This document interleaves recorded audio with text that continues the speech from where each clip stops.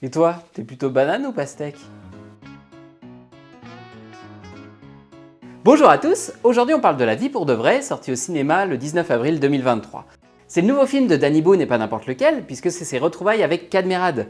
Depuis le triomphe de Bienvenue chez les Ch'tis, les deux ont partagé l'affiche une seule fois en 2014 pour Superchondriac. Jusqu'à aujourd'hui, ils se retrouvent pour La vie pour de vrai et le casting est complété par Charlotte Gainsbourg. C'est l'histoire de Trident Lagache, ses parents étaient animateurs au Club Med au Mexique, il est né là-bas et c'est devenu un peu l'enfant du club, il n'a jamais quitté le Club Med, d'où le nom de Trident. Et Trident, il est super malheureux parce que tous les 8 jours, ses amis prennent le bus et quittent le Club Med, et lui, il est obligé de rester.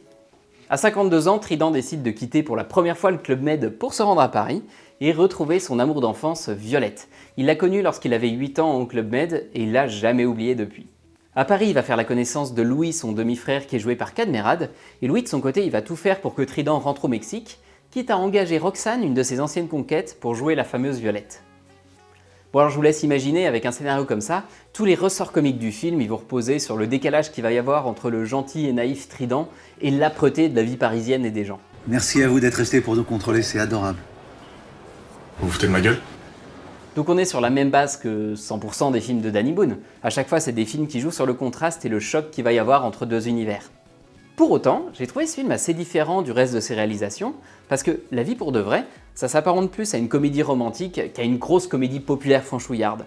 Alors, je salue la prise de risque, là Danny Boone fait un truc un peu différent, mais j'ai pas trouvé que ça soit très réussi. C'est pas souvent drôle et jamais touchant.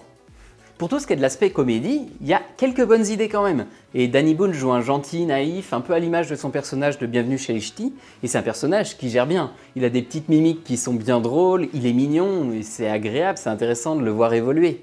Mais ça suffit pas à nous tenir en haleine, parce que l'écriture est vraiment ultra légère. Il y a assez peu de vannes finalement, et c'est pas du tout aussi déjanté que ce qu'on aurait pu imaginer. Et là, les vannes qui sont là, le film a tendance à vouloir les étirer, mais beaucoup trop. Par exemple, il y a un running gag qui revient tout au long du film. Danny Boone au Club Med, il payait pas la note des restaurants, donc là, systématiquement, il oublie de payer les restos parisiens.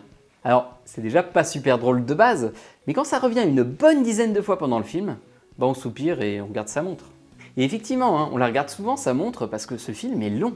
1h50, il y a vraiment 20 bonnes minutes de trop. Il aurait fallu le réduire pour avoir quelque chose de plus efficace. Mais non, le film se traîne, tout ça pour se donner un peu de profondeur.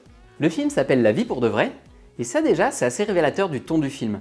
Danny Boone a essayé d'ancrer sa comédie dans quelque chose de plus vrai, avec des personnages qui ont de vrais problèmes.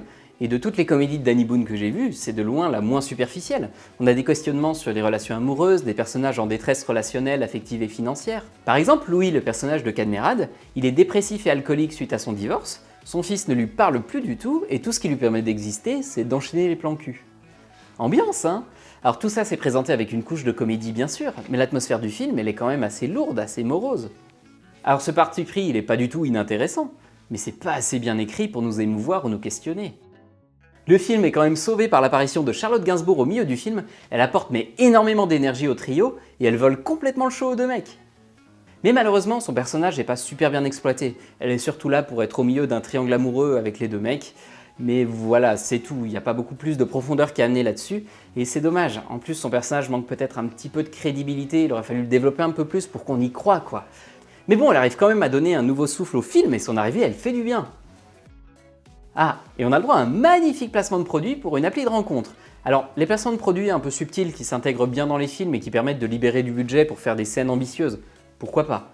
Mais là, c'est vraiment abusé. Pendant 1 minute, on a un des personnages qui sort son téléphone, normal, et qui nous explique en détail comment fonctionne l'appli, mais c'est limite s'il nous donne pas un code de réduction à la fin. Et venez pas me faire croire qu'ils avaient besoin d'argent pour ce film en plus. Il a coûté 23 millions d'euros, c'est énorme, et il faudra m'expliquer où ils sont passés. Parce que côté réalisation, c'est complètement vide. On a des champs contre champs tout basiques, des plans ultra resserrés, il n'y a pas une idée, pas un beau plan, pas un décor un peu sympa. Non bon, en vrai, on sait où il est passé l'argent. Enfin bref, La vie pour de vrai, c'est pas la cata, c'est une comédie classique, consensuelle, mignonnette même grâce à Danny Boone qui est un petit peu mignon, qui a une bonne bonhomie, quoi, qui a une tête sympa, et puis la performance chouette de Charlotte Gainsbourg qui amène de l'énergie. C'est pas horrible à voir, mais c'est sans intérêt. Si je devais lui donner une note, ça serait vraiment le 10 sur 20. C'est pas mauvais, mais c'est pas bon non plus. Après, il faut quand même saluer la prise de risque de Danny Boone qui s'éloigne de son registre, la comédie bien franchouillarde, pour une comédie plus profonde et une comédie romantique. On va voir s'il persiste dans ce registre. Mais vu que le film a l'air d'être une petite catastrophe au box-office, je pense qu'il va laisser tomber et piquer au vif, il va nous faire un bienvenue chez HT 2. Je m'arrête là pour la vie pour de vrai, merci beaucoup d'avoir regardé cette vidéo. Si vous avez vu le film, n'hésitez pas à me dire ce que vous en avez pensé. Allez au cinéma et mangez des pizzas!